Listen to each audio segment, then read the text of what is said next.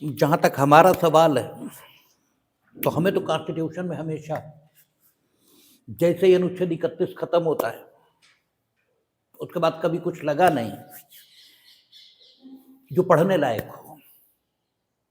लेकिन आप लोग तो सारी चीजें पढ़ते ही कंपटीशन के हिसाब से हैं या नंबर लाने के हिसाब से। तो अगर नंबर लाने के हिसाब से और कंपटीशन के हिसाब से देखना है तो अनुच्छेद 32 इंपॉर्टेंट है। अदरवाइज हमें तो दो कौड़ी का लगता है, महत्व के दृष्टिकोण से नहीं, क्योंकि महत्व तो उसका इतना है कि अगर वो ना हो तो सारे फंडामेंटल राइट उनका ही कोई मतलब नहीं। क्योंकि सीधी सी बात है, अगर अधिकार है और उपचार नहीं तो फिर फायदा ही क्या है? क्योंकि अधिकार रहे वायलेट होगा तो आप कर क्या पाएंगे? अगर सामान्य की भाषा में बात करें तब तो अपूर्ण अधिकार है, ये तो पूरा ही नहीं है। इसका मतलब ही क्या है? आपसे कहा जाए घर आपका, लेकिन आप रहेंगे नहीं तो घर का अर्थ क्या है आपके लिए? तो सारे फंडामेंटल राइट हो, अनुच्छेद 32 न हो तो बेकार। लेकिन जहां तक हम ज्ञान के दृष्टिकोण से देखते हैं, इस रूप में तो है, उसका महत्व तो इतना अधिक है कि आज की तिथि पर उसे बेसिक स्ट्रक्चर का पार्ट घोषित कर दिया। आज की तिथि पर बेसिक स्ट्रक्चर का पार्ट है अनुच्छेद 32। इस समय में मुकदमा ध्यान नहीं, देख लेंगे, हम बता भी देंगे। तो आज की डेट पर तो पोजीशन ये है कि आप किसी कानून के माध्यम से या किसी संविधान संशोधन के माध्यम से, दोनों प्रकारों में से किसी भी तरीके का इस्तेमाल करके इसे समाप्ति नहीं कर सकते। और ये हर वक्त उपलब्ध है, सिवाय उन दशाओं के जब ये संविधान स्वयं अभिव्यक्त रूप से ये उपबंधित करता हो कि अमुक समय में अनुच्छेद 32 उपलब्ध नहीं रहेगा। और ऐसी स्थिति जब ये पूरा फंडामेंटल राइट का चैप्टर खत्म हो जाएगा और हम उस पर बात करेंगे कि फंडामेंटल राइट, इस पर प्रभाव क्या आता है आपातकाल की घोषणा का, तब देखेंगे वहां अनुच्छेद 359 ये डिस्कस होगा। तब ये पता लगेगा कि संविधान अभिव्यक्त रूप से उन दशाओं में, जबकि आपातकाल देश में प्रवर्तन में हो, वो भी राष्ट्रीय या वित्तीय, संभवतः वित्तीय भी है, हाँ वित्तीय भी है, ठीक है। तो राष्ट्रीय आपातकाल, लेकिन वित्तीय पर हम थोड़ा संशय में हैं, देख लेंगे। तो जब राष्ट्रीय आपातकाल पर तो कंफर्म है कि जब वो घोषित हो तब संविधान ये व्यवस्था करता है कि अनुच्छेद 32 सस्पेंड रहेगा। अदरवाइज किन्हीं भी दशाओं में अनुच्छेद 32 सस्पेंड नहीं है, हमेशा उपलब्ध है। तो आज की तिथि पर तो अनुच्छेद 32 का इतना महत्व है, लेकिन हमें वो कभी भी बहुत महत्व का नहीं लगा। प्रवर्तन के दृष्टिकोण से नहीं, प्रवर्तन के दृष्टिकोण से तो बेहद महत्व का है, लेकिन ज्ञान के पॉइंट ऑफ व्यू से हमें बहुत महत्व का कभी नहीं लगा। और ना हम उसे कोई बहुत मन से पढ़ते हैं और ना पढ़ाते हैं बहुत मन से, लेकिन बताना तो पड़ता ही है। हमें तो आज तक सबसे अच्छा 21 लगा या फिर सीधे सीधे 31 लगा। 31A, B, C और अनुच्छेद 31 की जब व्याख्या चलती है, इससे बेहतर व्याख्या ही नहीं है, हमें तो यही लगा आज तक। और आप लोगों के लिए वही सबसे बेकार की चीज होती। अनुच्छेद 21 पर तो थोड़ा बहुत ध्यान जाता भी है, 31 तो ऐसा लगता है मानो भार टाला जा रहा है। 31 तो आप समझना ही नहीं चाहते, जबकि जो अप्रोच है कॉन्स्टिट्यूशन को समझने की, वो बिना 31 के आ ही नहीं सकती। किस ढंग से, किस खूबसूरती के साथ व्याख्याएं चलती हैं वहां। और अनुच्छेद 31 वो स्रोत है, अनुच्छेद 31 ही वो आर्टिकल है जिसने इस प्रश्न का उत्तर दिया है कि संविधान का संशोधन ये किस कैपेसिटी में होता है, संविधायी शक्ति या फिर विधायी शक्ति। अगर अनुच्छेद 31 ये न होता या उस पर इतना विवाद न हुआ होता तो संभवतः संविधान संशोधन किन शक्तियों के अंतर्गत होता है और किस प्रकार से होता है, इस पर बहुत विस्तार से चर्चा हिंदुस्तान में हुई न होती, क्योंकि फर्स्ट अमेंडमेंट शंकरी प्रसाद सिंह, जो जो अमेंडमेंट होते गए सबको चुनौती मिलती गई और बस संविधान के संशोधन का इतिहास संपत्ति के अधिकार के संबंध में उसी ने संविधान के संशोधन का इतिहास ये निर्मित किया है। 25th कॉन्स्टिट्यूशनल अमेंडमेंट तो सीधे सीधे उठा करके केशवानंद भारती, 17th यानी 17वां संविधान संशोधन गोलकनाथ, और सारे के सारे आपका संपत्ति के अधिकार से संबंधित। इवन यहां तक कि केशवानंद भारती में 24th और 25th को चुनौती जरूर मिली, लेकिन 24वां संविधान संशोधन भी इसीलिए किया गया क्योंकि संपत्ति के अधिकार, इससे संबंधित संशोधनों को गोलकनाथ में इनवैलिड कर दिया था इस आधार पर, क्योंकि ये तर्क पकड़ लिया था गोलकनाथ ने। ठीक है, जस्टिस सुब्बा राव ने, जो तत्कालीन मुख्य न्यायमूर्ति थे, कि संसद की कोई संविधायी शक्ति है ही नहीं। ठीक है, उन्होंने कहा था कि आपका सज्जन सिंह, जयशंकर प्रसाद सिंह ने जो कहा कि संविधान का संशोधन विधायी शक्ति में नहीं होता बल्कि संविधायी शक्ति में होता है, ये बात ही गलत है, ये बात है ही नहीं। ठीक है, गोलकनाथ में ये तर्क पकड़ लिया था मुख्य न्यायमूर्ति ने, और उन्होंने कहा था कि शंकर प्रसाद सिंह या गोलकनाथ ने, शंकर प्रसाद सिंह या सज्जन सिंह ने ये बात जो कही कि चूंकि संविधान का संशोधन संसद कॉन्स्टिट्यूएंट पावर में करती है, संविधायी शक्ति में करती, इसलिए अनुच्छेद 13 जब संविधायी शक्ति का संसद प्रयोग करती है तब लागू नहीं होता, क्योंकि अनुच्छेद 13 यह कहता है कि राज्य कोई ऐसी विधि नहीं बनाएगा। यानी अनुच्छेद 13 विधायी शक्ति के प्रयोग पर लागू होता है, संविधायी शक्ति के प्रयोग पर लागू नहीं होता, और इसलिए कोई संविधान संशोधन जो फंडामेंटल राइट को न्यून कर रहा है, छीन रहा है या उस पर विपरीत प्रभाव डाल रहा, वो अनुच्छेद 13 के मुताबिक शून्य हो जाए, ऐसा नहीं है। ये शंकर प्रसाद सिंह और सज्जन सिंह में मुख्य तर्क था। मुख्य न्यायमूर्ति ने कहा कि अगर संविधायी शक्ति है, अगर वो है संविधान में कहीं, तो वो है कहां? उन्होंने कहा कि एक एक आर्टिकल को पढ़ लीजिए, कहीं भी संविधायी शक्ति का जिक्र नहीं है। इवन अनुच्छेद 368 को पढ़िए तो 24th कॉन्स्टिट्यूशनल अमेंडमेंट से पहले वहां लिखा था संविधान के संशोधन की प्रक्रिया, शक्ति शब्द नहीं था ही नहीं। तो गोलकनाथ में उन्होंने कहा कि संविधान के संशोधन की प्रक्रिया ये 368 में दी गई है, शक्ति तो वहां भी नहीं है। जब शक्ति वहां भी नहीं, इसका मतलब संविधायी शक्ति है ही नहीं। लेकिन अगर प्रक्रिया दी है तो संविधान के संशोधन की शक्ति ये संसद में होगी ही, अगर न होती तो प्रक्रिया का कोई मतलब नहीं, क्योंकि हम प्रक्रिया दें और शक्ति न हो तो कोई फायदा नहीं। तो मुख्य न्यायमूर्ति ने विचार व्यक्त किया कि इसका मतलब यह हो गया कि संसद की कोई संविधायी शक्ति हिंदुस्तान में है ही नहीं। संसद अपनी विधायी शक्ति में ही संविधान का संशोधन करती है, उसकी कोई संविधायी शक्ति नहीं होती।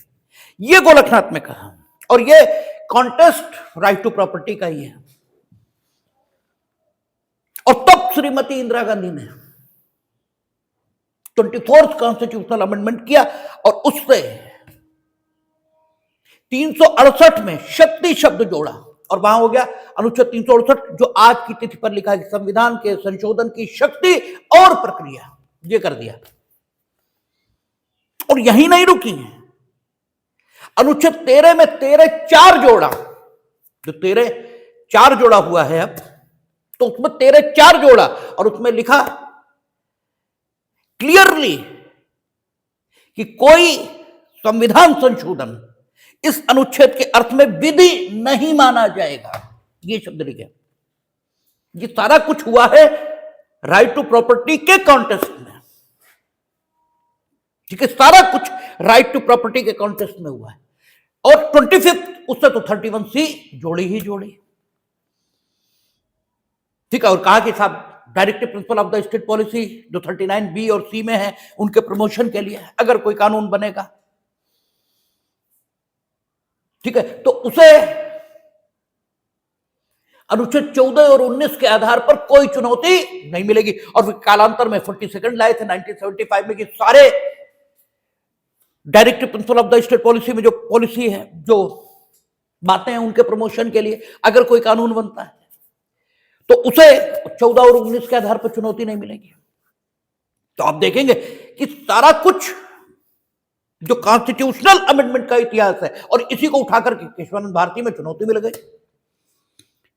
और केशवानंद भारती में जो बेसिक स्ट्रक्चर का प्रिंसिपल आया वो राइट टू प्रॉपर्टी के कॉन्टेस्ट में आया, क्योंकि उसी में कहा कि ठीक है कंपनसेशन ये रीजनेबल ना हो, एडिकेट ना हो, सारी चीजें ठीक, लेकिन इल्यूजरी नहीं होगा, इल्यूजरी नहीं होगा, और कंपनसेशन आपको देना ही होगा।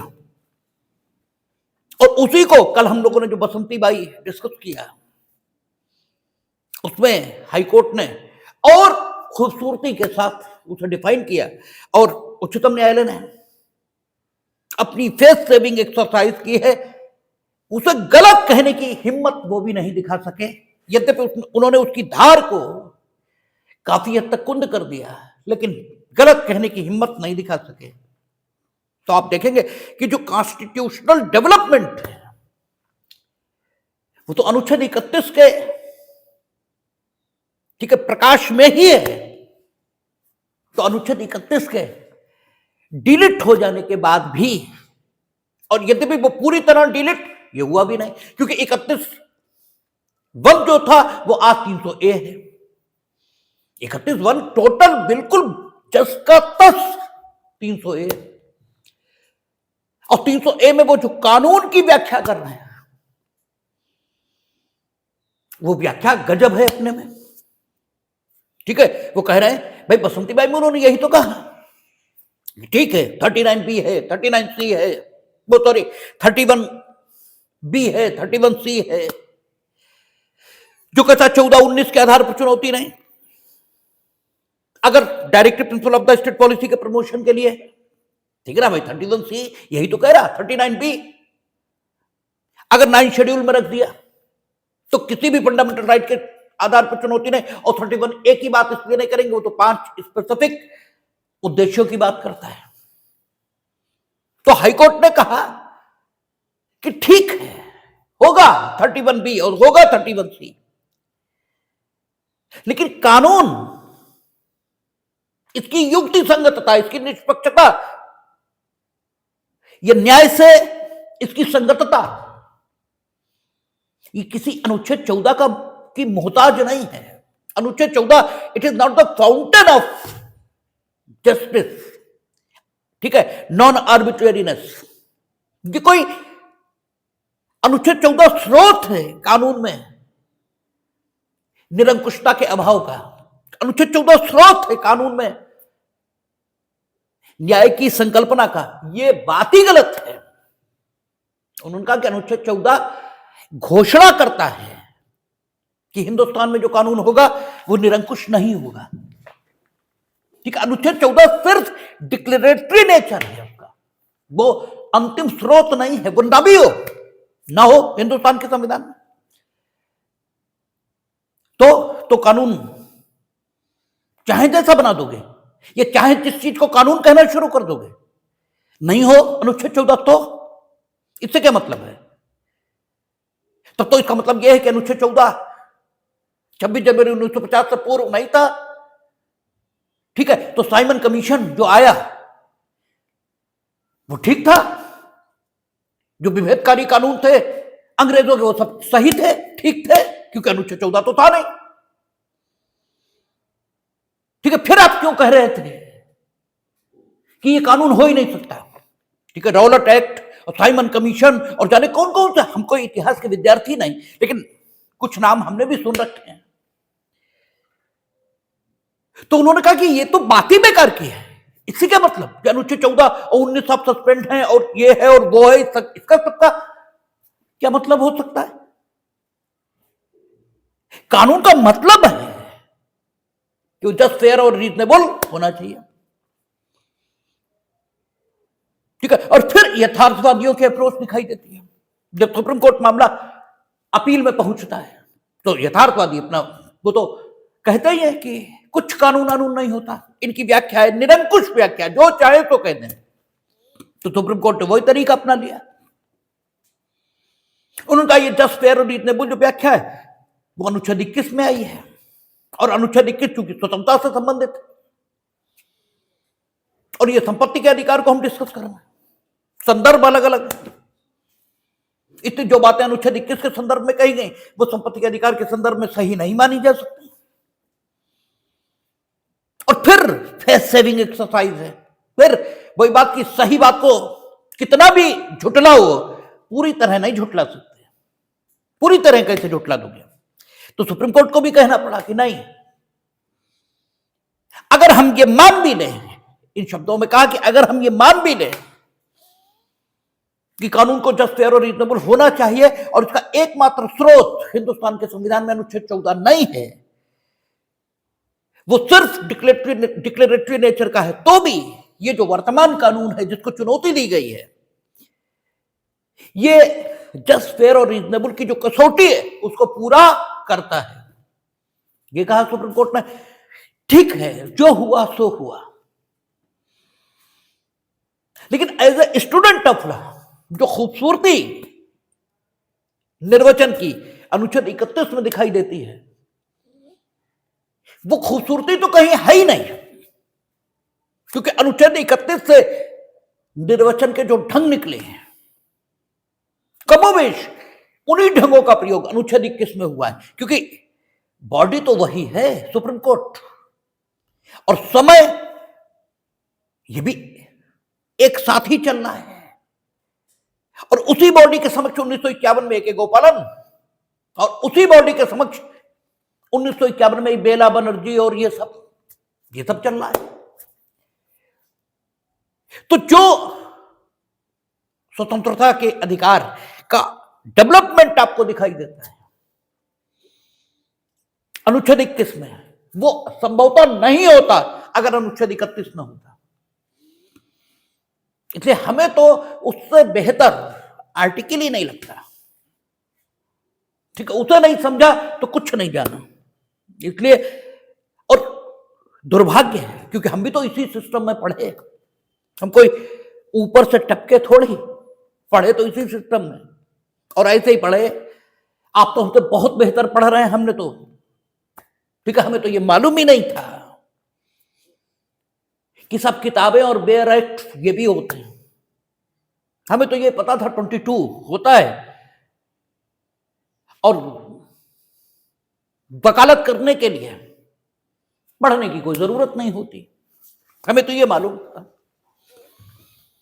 और हम जो पास हुए हैं तो हमने जिंदगी में, हम कोई बड़ा हाँकने को हम भी कह दें कि साहब हम 16 घंटे पढ़े, कुछ नहीं पढ़े, हम कुछ नहीं पढ़े, ऑन कैमरा कह रहे हैं कुछ नहीं पढ़े। हम तो सिर्फ 22 खरीदते थे, और चूंकि बरेली से हमने किया तो उस समय यहां था ही नहीं, तो यहां से बरेली गए, रास्ते में 2-3 घंटा भर जो लगता है बरेली तक जाने में, उसमें घंटे ही भर लगता था, उतनी देर में पढ़ लिया। अब आप सोचो जिसे कानून का कॉन्सेप्शन ही नहीं है, जिसे कानून के बारे में कुछ मालूम ही नहीं है, वो 1 घंटे में क्या पढ़ेगा, क्या उसे ध्यान रहेगा और क्या वो लिखेगा। तो हमने जो लिखा वो हम भी नहीं जानते कि हमने क्या लिखा, वो सिर्फ खुदा जानता है कि हमने क्या लिखा था, हमें नहीं मालूम। और हम पास हैं LLB। इसीलिए हम गारंटी के साथ कहते हैं, गारंटी के साथ कि LLB में काफी गलत चेक होती है, क्योंकि हम पास हैं। ये इस बात का प्रमाण है कि काफी गलत चेक होती है, अन्यथा में फेल होना चाहिए। सब पास हैं, सब पास हैं, तो आप तो बहुत बेहतर स्थिति में। लेकिन जब हमने कानून पढ़ना शुरू किया, जब हम LLM में आए तो हमने कानून पढ़ना शुरू किया, तब मेरा मन ही नहीं भरता था। ठीक है, क्योंकि हमें चीजें समझ ही नहीं आती थी कि आखिर ये आया कहां से, कैसे आ गई ये बातें। लेकिन जब अनुच्छेद 31 पढ़ना शुरू किया तब समझ में आया कि हाँ ये ठीक है। इसलिए अनुच्छेद 31 अगर नहीं, और दुर्भाग्य अनुच्छेद 31 हमें किसी ने पढ़ाया नहीं, क्योंकि कोई पढ़ाते ही नहीं, वो तो डिलीट हो गया, वो तो डिलीट हो गया, बात ही खत्म हो गई, उसका कोई इफेक्ट नहीं, वो तो मतलब ही नहीं है उससे।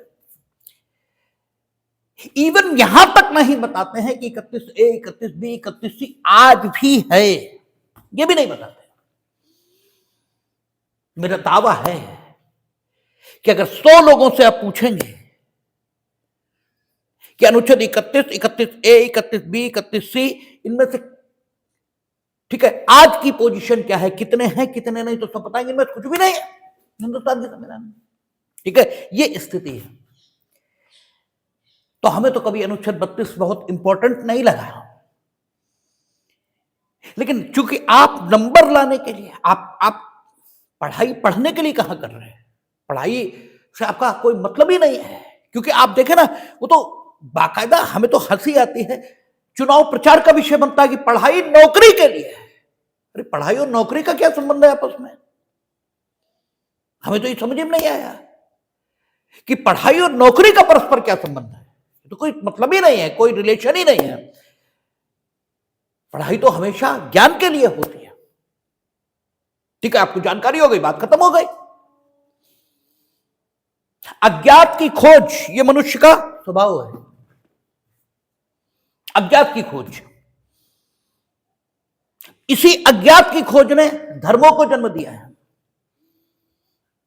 मनुष्य जब पहली बार पृथ्वी पर आया तो अज्ञात की खोज करना चाहता, हम कैसे आ गए, क्यों आ गए, कहां जाते हैं मरने के बाद,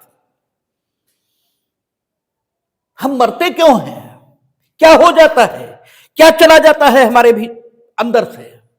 ये अज्ञात की खोज, इसी ने तो सारे धर्मों को जन्म दिया है। और ये अज्ञात की खोज की जो वृत्ति है और प्रवृत्ति है मनुष्य में, इसी को उसकी सौंदर्य अनुभूति कहा जाता है। ठीक है, किसी मानथल सौंदर्य को देखकर उसका अनुभव कर लेने की जो क्षमता है उसे सौंदर्य अनुभूति नहीं कहते।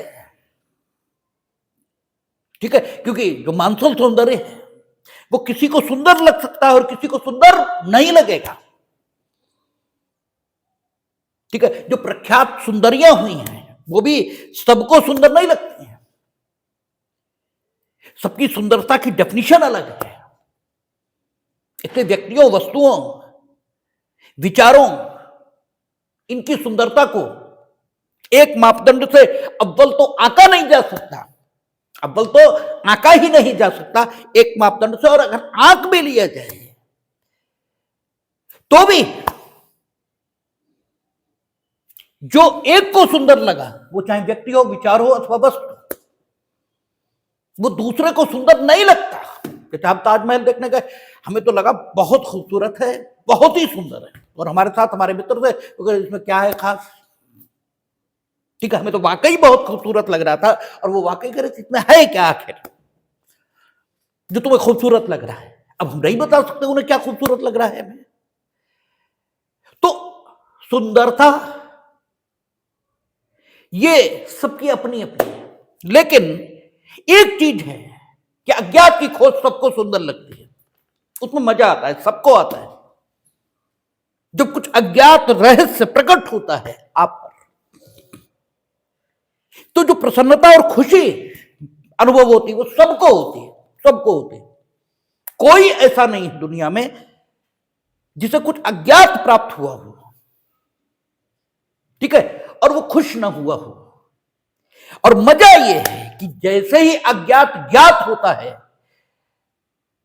वो खुशी क्षण भर रुकती है, उसके बाद फिर खो जाती है, क्योंकि आप जितना जान पाए हैं उससे हजारों गुना अभी जानने को शेष है। इसलिए फिर आप अज्ञात की खोज में लग जाते हैं। ठीक है, और संभवतः ये स्थिति बेहतर है, क्योंकि अगर ये स्थिति न होती तो संभवतः विकास ये भी ना हुआ होता। क्योंकि अज्ञात हमने खोज लिया, जहां तक खोज लिया बस हम संतुष्ट हो गए। लेकिन ईश्वर ने यह संतोष दिया ही नहीं, ये संतोष नहीं दिया। क्षण भर रुकेगी, जैसे ही अज्ञात ज्ञात होगा, आप जैसे ही अपनी मंजिल पर पहुंचे, फिर वो मंजिल लगती ही नहीं। आप एक नौकरी प्राप्त करना चाहते थे, जैसे ही वो नौकरी प्राप्त हुई, खत्म हो गई खुशी। अब देखें, दुनिया में जिन्हें भी आप मानते हैं कि उन्होंने अपने जीवन के लक्ष्य प्राप्त कर लिए, ठीक है, उनसे पूछिए तो वो अपनी स्थिति से प्रसन्न नहीं है। वो कहते हैं कुछ और है जो पाना है जिंदगी में,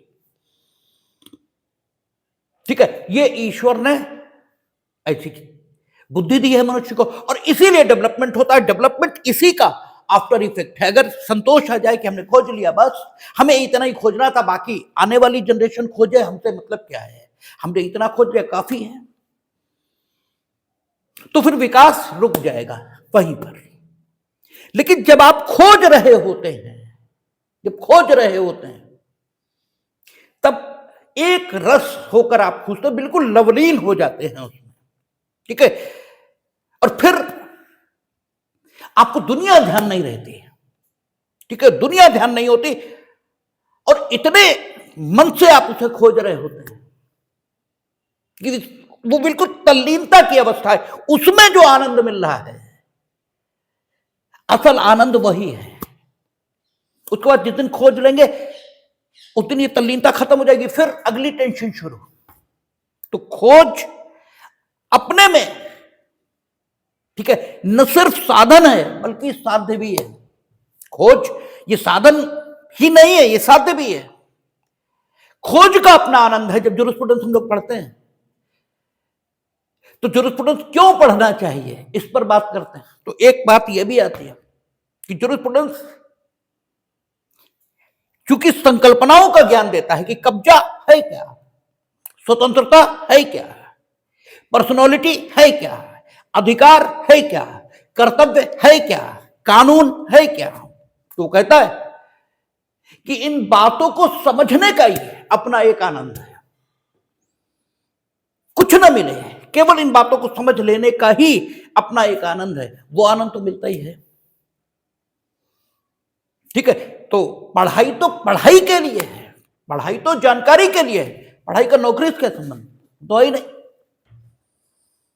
लेकिन मजेदारी है कि यहां अजीब कुएं में भांग पड़ी है। यहां पढ़ाई का नौकरी से संबंध जुड़ा हुआ है कि नौकरी नहीं मिली तो पढ़े लिखे नहीं। क्या बेवकूफी की बात है, ठीक है। जो पढ़े लिखे हैं उन्होंने तो कभी नौकरी की नहीं,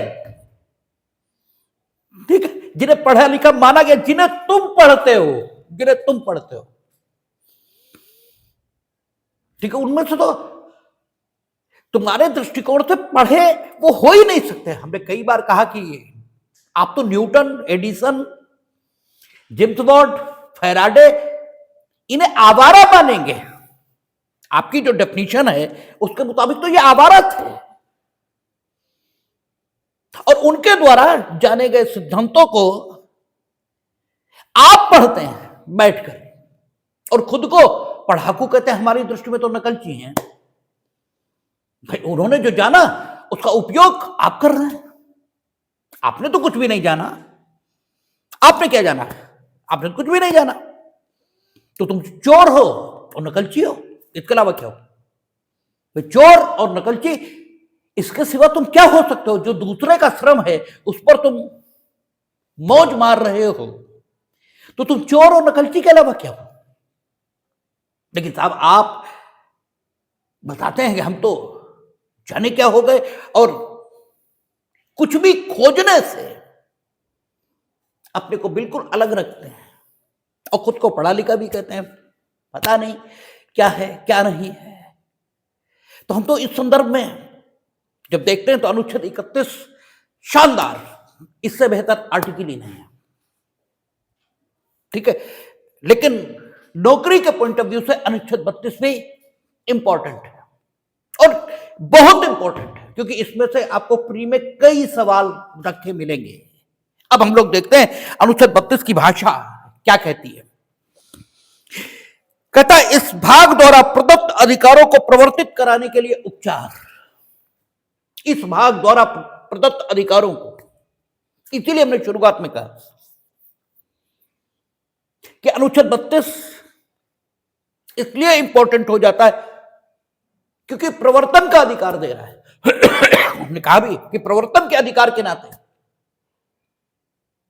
ये बहुत इंपॉर्टेंट है, लेकिन ज्ञान के दृष्टिकोण से ये बिल्कुल इंपॉर्टेंट नहीं है, क्योंकि इसमें जो कुछ लिखा है वो तो मैकेनिकल है, पढ़ लीजिए बात पता लग जाती है, लेकिन पढ़ लीजिए। सबसे बड़ी दिक्कत यह है कि आप पढ़ते ही नहीं हैं। सबसे बड़ी दिक्कत यह है, पढ़ते नहीं मीनिंग देर भाई, आपको जो दूसरों ने पढ़ा दिया है उनके पढ़ाए के मुताबिक आप इसको पढ़ते हैं, इसलिए वो दिखता ही नहीं। जो यहां लिखा है लेकिन आपको जिसने पढ़ाया उसने नहीं पढ़ा है, आप उतना ही पढ़ते हैं जितना उसने पढ़ाया है, तो आप कभी पढ़ते ही नहीं। स्वतंत्र बुद्धि इस्तेमाल तो कीजिए। वो क्या कहता है, इस भाग द्वारा प्रदत्त अधिकारों को प्रवर्तित कराने के लिए उपचार। इसका मतलब यह हो गया केवल इतने को पढ़ा जाए कि अनुच्छेद 32 इस भाग के अधिकारों को प्रवर्तित कराने के लिए ही उपलब्ध है, अन्य किसी काम के लिए उपलब्ध नहीं है। ठीक है, क्योंकि जो लिखा होता है कानून में उसे पढ़ा जाता है, किंतु उसके जो संभावित अर्थ हो सकते हैं वो भी वहां लिखा है, ये माना जाता है। जब उसने कह दिया कि इस भाग द्वारा प्रवर्तित, इस भाग द्वारा प्रदत्त अधिकारों को प्रवर्तित कराने के लिए उपचार, इसका मतलब यह हो गया कि इस अधिकार का उपयोग किसी भी अन्य काम के लिए नहीं हो सकता। ठीक है, सिर्फ और सिर्फ इस भाग के अधिकारों को प्रवर्तित कराने के लिए हो सकता है। और चूंकि यह इसी भाग में दिया गया है, क्योंकि चैप्टर बदला नहीं है, भाग 3 ही चल रहा है, इसका अर्थ यह हो गया कि अनुच्छेद 32 स्वयं में मूल अधिकार है, स्वयं में मूल अधिकार है। ठीक है, यह भी फंडामेंटल राइट है, यह उपचार का अधिकार जरूर दे रहा है, लेकिन यह फंडामेंटल राइट है। और जो फंडामेंटल राइट, तो राइट शब्द जहां जुड़ जाएगा वो अधिकार इस कल्पना को व्यक्त करेगा। और अधिकार का मतलब होता है कि पूरी दुनिया में कर्तव्य है। ठीक है, अधिकार का अर्थ ही है कि पूरी दुनिया में कर्तव्य है, आपके अधिकार के अगेंस्ट कोई आपके अधिकार का निगेशन नहीं कर सकता। तो अगर यह प्रवर्तित कराने का अधिकार दे रहा है और अध्याय नहीं बदल रहा है, यानी यह भाग 3 में ही दिया गया, तो यह मूल अधिकार हो गया। और जब मूल अधिकार हो गया तो यह आपको किसी की कृपा, इसके आधार पर, ठीक है, अधिकार के प्रवर्तन का अधिकार यह नहीं दे रहा, बल्कि यह आपका हक है। और जब हक है तो कोई नहीं मना कर सकता, कोई नहीं। यानी इस अध्याय द्वारा जो अधिकार दिए गए हैं उनको प्रवर्तित कराने का आपको मूल अधिकार है। इस शब्द का मतलब, इस वाक्यांश का मतलब यह हुआ कि अपने मूल अधिकारों को प्रवर्तित कराने के लिए अनुच्छेद 32 के अंतर्गत आप जिस भी प्राधिकारी के पास जाने के लिए अधिकृत किए गए हैं, वो प्राधिकारी किसी भी आधार पर आपके अधिकार के प्रवर्तन से इनकार नहीं कर सकता। ठीक है ना, इनकार ही नहीं कर सकता, क्योंकि अधिकार है, और वो भी कैसा, मूल अधिकार। इसका मतलब यह हो गया कि the authority which is who is empowered at here to enforce your fundamental rights which are given to you in this chapter, ठीक है ना, if you will go before that authority, ठीक है ना। अगर आप उस प्राधिकारी के पास जाएंगे and if you will ask for the enforcement of your fundamental right, then they can not deny, यदि सुप्रीम कोर्ट मना नहीं कर सकता, क्योंकि सुप्रीम कोर्ट ही वो प्राधिकारी है यहां पर जो आपके फंडामेंटल राइट को प्रवर्तित कराने के लिए सक्षम माना गया है, वो मना ही नहीं कर सकता। और इसी में से एक बात निकल आती है जो आपसे फ्री में पूछी जाती है कि, और वही बात, आपने कभी पढ़ा ही नहीं, पढ़ा नहीं मतलब जिन्होंने पढ़ाया उन्होंने जितना पढ़ाया उतना ही आपने पढ़ा, आपने कभी खुद की बुद्धि तो लगाई नहीं, तो आपने पढ़ा ये माना ही नहीं जा सकता। अगर आपने पढ़ा हो तो प्री में पूछे गए इस प्रश्न का उत्तर देने में कोई कठिनाई नहीं है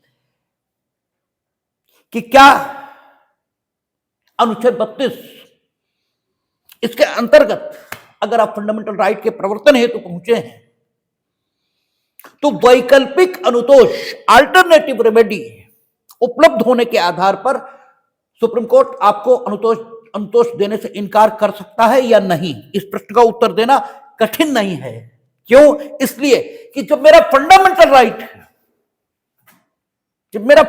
राइट है कि इस अध्याय के अधीन जितने अधिकार हमको मिले उनको प्रवर्तित कराने के लिए हम सुप्रीम कोर्ट में, आगे कहेगा सुप्रीम कोर्ट हम इस्तेमाल ही इसीलिए कर रहे हैं शब्द कि सुप्रीम कोर्ट में समावेदन कर सकते हैं।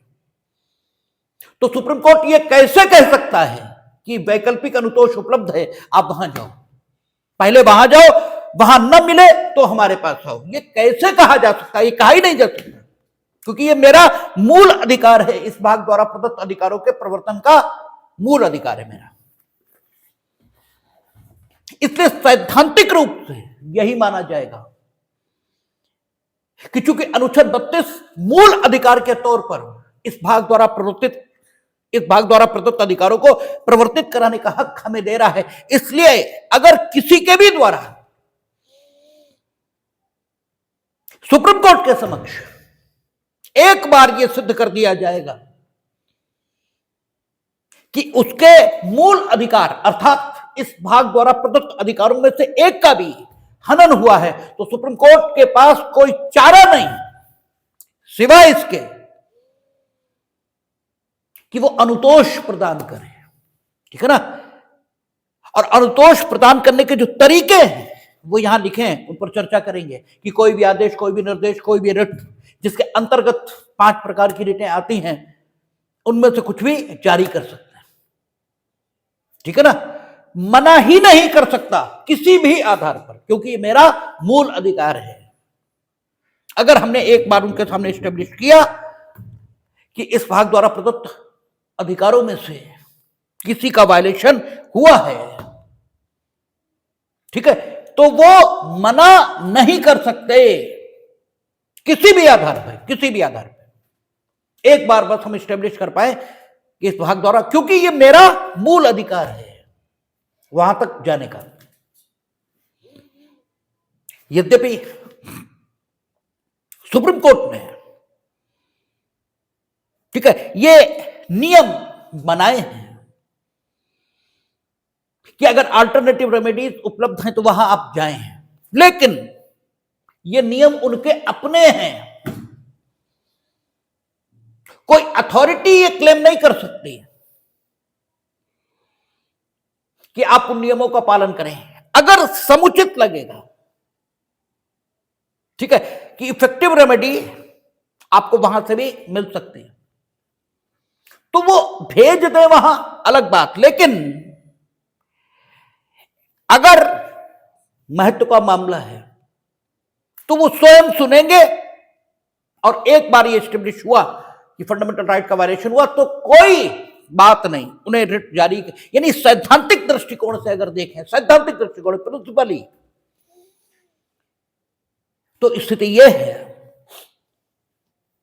कि किसी भी मामले में अगर एक बार उनके समक्ष एस्टेब्लिश किया जाएगा कि इसमें फंडामेंटल राइट का वायलेशन हुआ है, तो दे आर ड्यूटी बाउंड, कर्तव्य है उनका कि वो समुचित अनुतोष, रिट, आदेश, निर्देश जिसके अंतर्गत 5 प्रकार की रिटें आती हैं, इनमें से किसी के माध्यम से आपको प्रदान करें। अब अनुच्छेद 32 क्या कह रहा है? इस भाग द्वारा प्रदत्त अधिकारों को प्रवर्तित कराने के लिए उपचार। इसका मतलब यह हुआ कि इस भाग द्वारा जो अधिकार दिया जा रहा है वो सिर्फ, ठीक है, इस भाग द्वारा जो अधिकार दिए गए, यानी यहां पर जो अधिकार दिया गया है वो सिर्फ इस भाग द्वारा जो अधिकार दिए गए हैं उनको प्रवर्तन के लिए ही उपयोग में लाया जा सकता है, अन्य किसी काम के लिए नहीं। इससे एक बात तय हो जाती है कि अगर आपका कहना यह है कि कोई एक्ट या कोई कार्यपालिकीय आदेश ये असंवैधानिक है, तो you can not challenge that at here, ठीक है ना। आप केवल और केवल इस भाग द्वारा प्रदत्त अधिकारों को प्रवर्तन में लाने के लिए इस अनुच्छेद का उपयोग कर सकते हैं, अन्य किसी भी काम के लिए नहीं, ठीक है ना। क्योंकि इस भाग द्वारा प्रदत्त अधिकारों को प्रवर्तित कराने के लिए यहां अधिकार आपको दिया गया। अगर आप कॉन्स्टिट्यूशनलिटी, ठीक है, अगर आप कॉन्स्टिट्यूशनलिटी, वैधता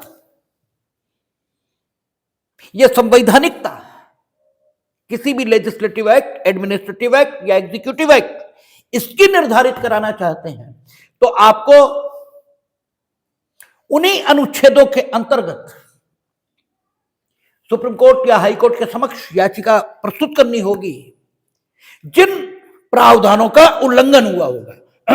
अनुच्छेद 32 का सहारा आप नहीं लेंगे क्योंकि अनुच्छेद 32 खुद में क्लियर है कि इस भाग द्वारा प्रदत्त अधिकारों को प्रवर्तित कराने के लिए उपचार।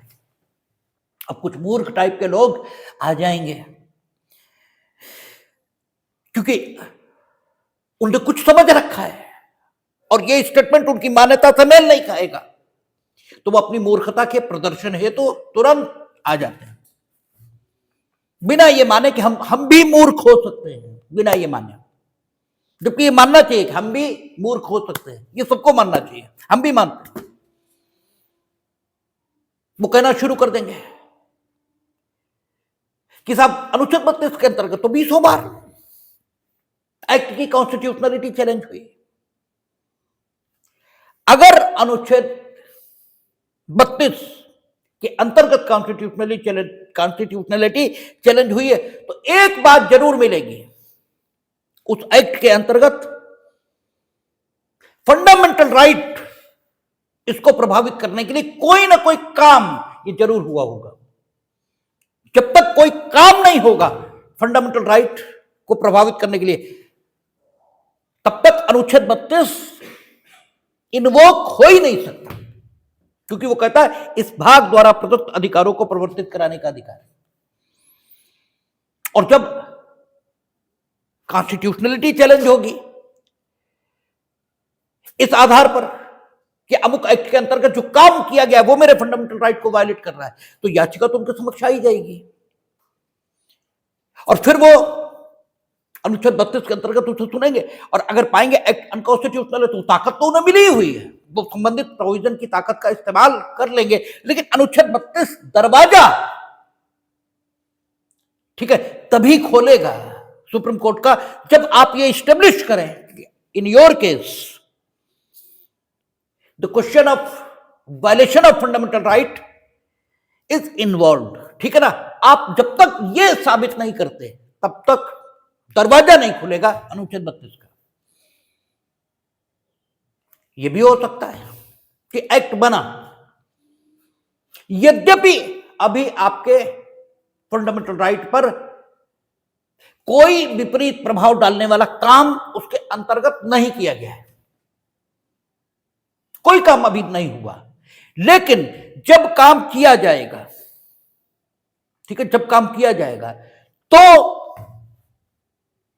वो आपके फंडामेंटल राइट का के अगेंस्ट होगा, ठीक है, क्योंकि एक्ट अनकॉन्स्टिट्यूशनल है। तो आप डिक्लेरेटरी, क्योंकि फंडामेंटल राइट की रक्षार्थ, ठीक है ना, उन्हें यहां कुछ भी करने का हक है। कुछ भी करने का, आगे देखेंगे कैसे कुछ भी करने का हक है, ठीक है ना, आगे देखेंगे। तो आप अनुच्छेद 32 के ही अंतर्गत जाकर, ये एक एक्सेप्शन है, अनुच्छेद 32 के अंतर्गत ही जाकर आप संबंधित अधिनियम की अनकॉन्स्टिट्यूशनलिटी की घोषणा ये प्राप्त कर सकते हैं, डिक्लेरेटरी डिग्री, जो कि ये सारे में धारा 34 और हिंदू मैरिज एक्ट में धारा 11 शून्य हिंदू विवाह, ठीक है, उन्हें डिक्लेयर कराने के लिए पारित की जाती, उस नेचर की डिक्लेरेटरी डिग्री ये यहां पा सकते हैं। उसने कहा इस भाग द्वारा प्रदत्त अधिकारों को प्रवर्तित कराने का अधिकार। इसका मतलब इस अनुच्छेद के अंतर्गत जब भी आप सुप्रीम कोर्ट जाएंगे तो आप सुप्रीम कोर्ट से इस बात का निवेदन करेंगे कि वो अपनी शक्तियों का इस्तेमाल करें और ये देखें कि प्रश्नगत जो कृत्य है, जिसकी शिकायत आप लेकर गए हो, क्या वो वाकई आपके फंडामेंटल राइट से असंगत है, इस बात का परीक्षण करें। और यदि वो पाए कि यस, ठीक है, that is inconsistent with your fundamental right, then they, ठीक है, sanction the remedy in favour of you, ठीक है ना। और वो रेमेडी जो वो देंगे वो 3 तरीकों से देंगे, वो तो आप आगे देखेंगे ही, लेकिन वो रेमेडी दें परीक्षण के बाद। इसका मतलब ये हुआ कि वो आपके द्वारा जो परिवादित कृत्य है, आपके द्वारा जिस कृत्य की शिकायत की गई, द एक्ट कंप्लेंट, ठीक है ना, उसको रिव्यू करें कि वो संविधान की मान्यताओं से संगत है, संविधान की मान्यताओं से नहीं, आपके फंडामेंटल राइट से संगत है या नहीं। इसका मतलब यह हुआ कि अनुच्छेद 32 जुडिशियल रिव्यू, इसकी ताकत, ठीक है, सुप्रीम कोर्ट को दे रहा है। यह भी आपके प्री का क्वेश्चन है कि अनुच्छेद 32 जुडिशियल रिव्यू की ताकत सुप्रीम कोर्ट को देता है या नहीं, क्योंकि अक्सर ये ऐसे पूछते हैं कि निम्न में से किन किन अनुच्छेदों में जुडिशियल रिव्यू की ताकत है। तो जिन अनुच्छेदों में जुडिशियल रिव्यू की ताकत है उनमें से एक अनुच्छेद 32 भी है, ठीक है ना। ये सिर्फ मार्जिनल नोट है और हमने इसे पढ़ा है, ठीक है, खुद पढ़ाने वालों के पढ़ाई के मुताबिक इसे नहीं पढ़ा है। इसे पढ़िए, खुद पढ़िए, ज्यादा बेहतर रहेगा। और खुद पढ़ेंगे तो बहुत चीजें दिखाई देंगी।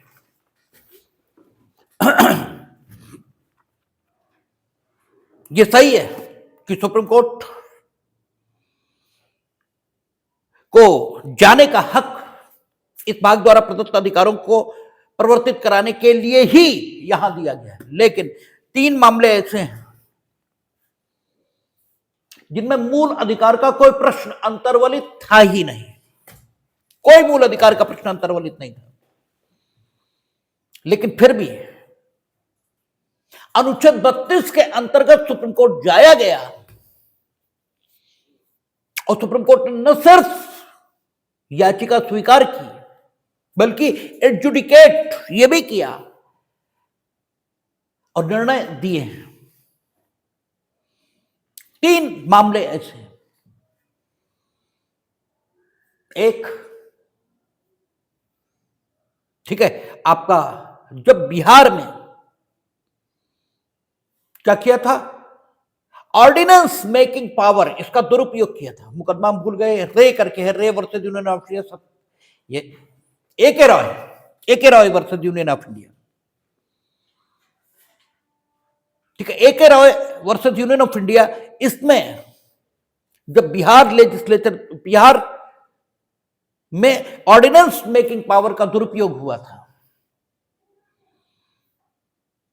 आपको मालूम है कि राष्ट्रपति को अनुच्छेद 123 के अंतर्गत और राज्यपाल को संभवतः 213 है, संभवतः 213 ही, जहां तक हमें याद पड़ रहा है 213 ही है ना, ठीक है, 213 तो राज्यपाल को 213 में अध्यादेश जारी करने की शक्ति है।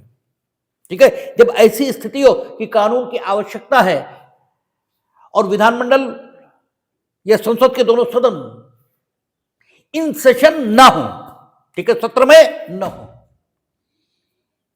तब वो ऑर्डिनेंस जारी कर सकते हैं। और उन ऑर्डिनेंस की जीवन की जो अवधि है, जो उनकी लाइफ है, वो 6 महीने की मानी गई है 123 और 213 में। और ये कहा है कि 6 महीने के अंदर उन्हें संसद के दोनों सदनों द्वारा पारित होना चाहिए या विधायिका के दोनों सदनों द्वारा पारित किया जाना चाहिए। इस ढंग की बात वहां दी गई। और अगर पारित नहीं हुआ तो वो शून्य हो जाएगी। ठीक है, तो वहां क्या किया कि ऑर्डिनेंस जारी किया, 6 महीने उसकी अवधि रही, विधानसभा से पास ही नहीं करा, फिर 6 महीने के लिए ऑर्डिनेंस जारी कर दिया, फिर 6 महीने के लिए ऑर्डिनेंस जारी कर दिया, फिर 6 महीने के लिए ऑर्डिनेंस जारी कर दिया। इस ढंग से एक अनडेमोक्रेटिक वे में लेजिस्लेचर के समक्ष लाए बिना, ठीक है, कानून बनाने की और उसे लागू करने की कोशिश ये बिहार में की गई। किसने की होगी ये तो आपको मालूम ही होना चाहिए कि वही जो आजकल संविधान बचाते हैं उन्हीं ने की। ठीक है, जो संविधान बचाते हैं उन्हीं ने की, ये तो मालूम ही होना चाहिए।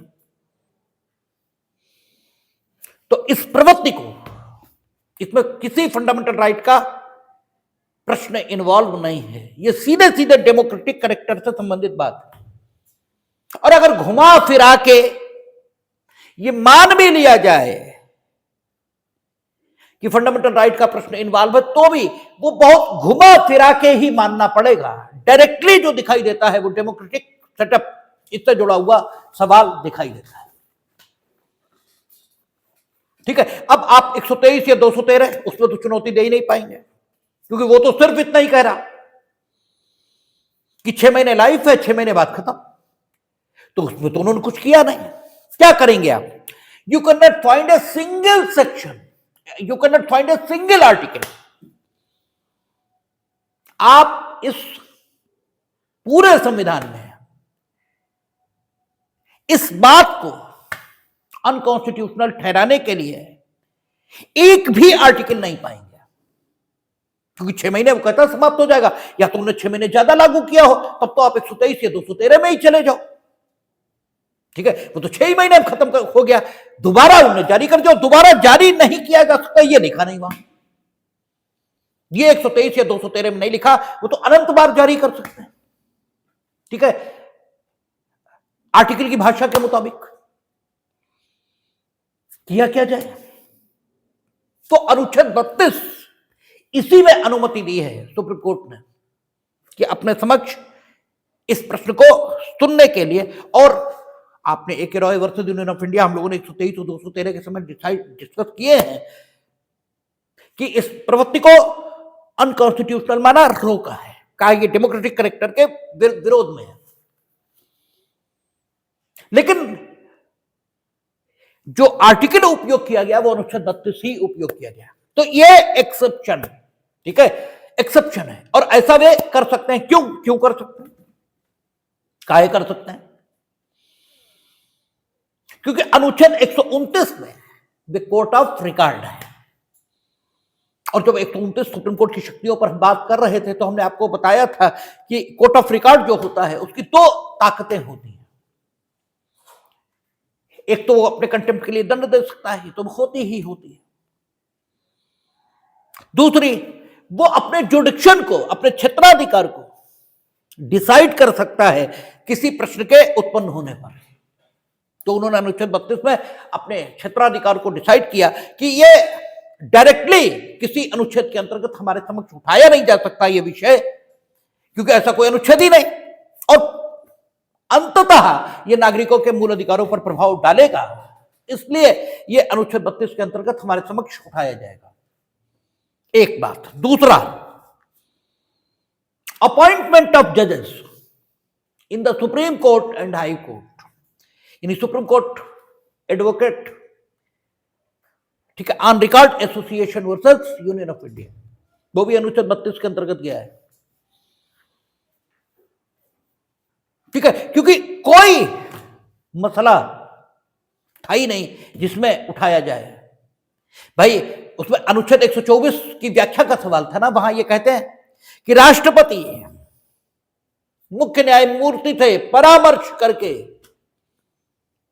ठीक है ना, उच्च न्यायालय और उच्चतम न्यायालय में न्यायाधीशों की नियुक्ति करेंगे तो परामर्श करके। क्या राष्ट्रपति मुख्य न्यायमूर्ति के परामर्श को मानने के लिए बाध्य हैं, या सिर्फ परामर्श करने के उपरांत यदि परामर्श से असहमत हो तो उसे न मानने के लिए स्वतंत्र? ये भी है। इस प्रश्न का जवाब आना था और वहां सिर्फ इतने लिखा था परामर्श करके। प्रीवेल क्या करेगा असहमति की दशा में, तो राष्ट्रपति की इच्छा या मुख्य न्यायमूर्ति का परामर्श, इस विषय पर वहां कोई गाइडेंस था ही नहीं और अन्य कोई अनुच्छेद था नहीं, इसलिए वो सवाल भी अनुच्छेद 32 में उठा था। और तीसरा रिमूवल, ठीक है, ये ठीक है कि जजेस इंक्वायरी एक्ट ये बनाया गया। हमने आपसे जब रिमूवल पर चर्चा की थी, अनुच्छेद 124 की बात हुई थी, तो अनुच्छेद 24 का 5 और 6 ही है ना, जो सुप्रीम कोर्ट के जजेस और हाई कोर्ट के जजेस के रिमूवल से संबंधित है। तो वो ये कहता है कि साबित कदाचार, साबित असमर्थता, तो कदाचार को साबित कैसे करें, असमर्थता को साबित कैसे करें, इसके लिए जजेस इंक्वायरी एक्ट 1967 ये बना था, ठीक है। लेकिन जजेस इंक्वायरी एक्ट में जो इंक्वायरी कमेटी बनेगी, जिसमें एक एमिनेंट जूरिस्ट, एक सुप्रीम कोर्ट के जज साहब और एक हाई कोर्ट के जज साहब, देश के सारे उच्च न्यायालयों में जिनको उपयुक्त माना जाए, वो सारे लोग उसके मेंबर होंगे। उन्होंने जब जांच की थी तो उसकी रिपोर्ट मिलनी चाहिए संबंधित न्यायाधीश को या नहीं मिलनी चाहिए, ये प्रश्न उठे थे। तो वो प्रश्न भी अनुच्छेद 32 के अंतर्गत वहां डिसाइड होते हैं। दीज आर द 3 एक्सेप्शंस, ये 3 एक्सेप्शंस हैं जो अनुच्छेद 32 के अंतर्गत सुप्रीम कोर्ट का जो जुडिक्शन है उसके अलावा भी उनके समक्ष उठाए गए। अदरवाइज इस शक्ति का इस्तेमाल इस भाग द्वारा प्रदत्त अधिकारों के प्रवर्तन के लिए ही होगा, अन्यथा नहीं। अब एक सवाल और, इस भाग द्वारा प्रदत्त अधिकारों के प्रवर्तन के लिए ही होगा, अन्यथा नहीं, तो क्या कोई कानून ऐसा बनाया जा सकता है जो अनुच्छेद 32 के अंतर्गत इस भाग द्वारा प्रदत्त अधिकारों के प्रवर्तन की जो सुप्रीम कोर्ट की शक्ति है उस पर विपरीत प्रभाव डाले? तो कोई कानून ऐसा नहीं बनाया जा सकता, क्योंकि एक तो ये बेसिक स्ट्रक्चर का आज की डेट पर पार्ट हो गया, ठीक है। मैं पहले भी कहा कि आज की तिथि पर ये बेसिक स्ट्रक्चर का पार्ट है, और जो बेसिक स्ट्रक्चर का पार्ट है तो you can not enact a law और you can not amend the constitution in such a manner, ठीक है, which will affect adversely the article 32, ठीक है ना। ये आप कर ही नहीं सकते, तो कानून तो बन ही नहीं सकता, ठीक है। कोई कानून ये नहीं कह सकता कि अनुच्छेद 32 द्वारा जो प्रदत्त अधिकार हैं उनके प्रवर्तन की जो सुप्रीम कोर्ट की शक्तियां हैं उनसे सुप्रीम कोर्ट को रोका जा सकता है। तो मार्जिनल नोट अपने में एकदम क्लियर कर देता है ये प्रवर्तन का अधिकार है, और प्रवर्तन का अधिकार हमेशा महत्व का होता है, क्योंकि कोई अधिकार महत्व का हो ही नहीं सकता, ये यूं कहें कोई अधिकार वास्तव में अधिकार हो ही नहीं सकता जब तक उसके उपचार का अधिकार ये प्राप्त न हो। उपचार का अधिकार होना ही चाहिए, क्योंकि उपचार के अधिकार के अभाव में कोई भी अधिकार निरर्थक सिद्ध होता है, उसका कोई अर्थ नहीं हो सकता। और इसीलिए सामान्य कहता है कि बिना उपचार का अधिकार दिए यदि कोई अधिकार है भी तो उसे अपूर्ण अधिकार की श्रेणी में रखेंगे, उसे अधिकार की श्रेणी में रखेंगे ही नहीं। शेष अनुच्छेद 32 पर कल बात करेंगे, देखेंगे।